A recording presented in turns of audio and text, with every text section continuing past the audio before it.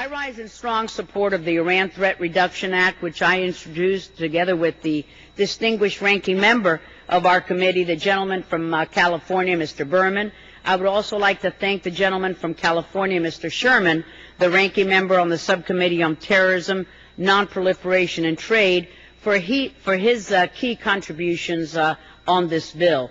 As is well known and articulated in the Declaration of National Emergency continued by successive U.S. presidents, the Iranian regime poses an unusual and extraordinary threat to the national security, foreign policy, and economy of the United States. The revelation in October of Iran's plot to assassinate the Saudi ambassador to the United States on our soil, and in the process murder and maim countless Americans, is a stark reminder of the regime's desire of a world without America. The exemplary work of U.S. officials foiled their plot, but the regime's threat remains. We would be naive to think that they will not try again.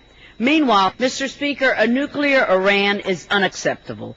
Our fundamental strategic objective must be to stop Iran before it obtains nuclear weapons capabilities and to compel it to permanently dismantle its pursuit of such weapons.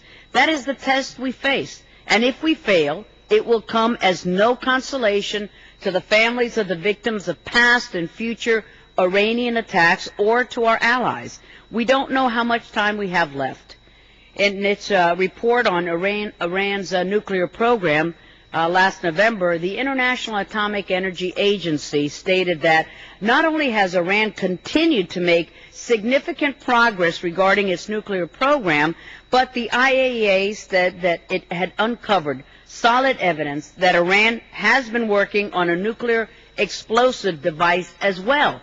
Yet we know that when sanctions have been applied, even limited sanctions, they have had an impact on the Iranian regime.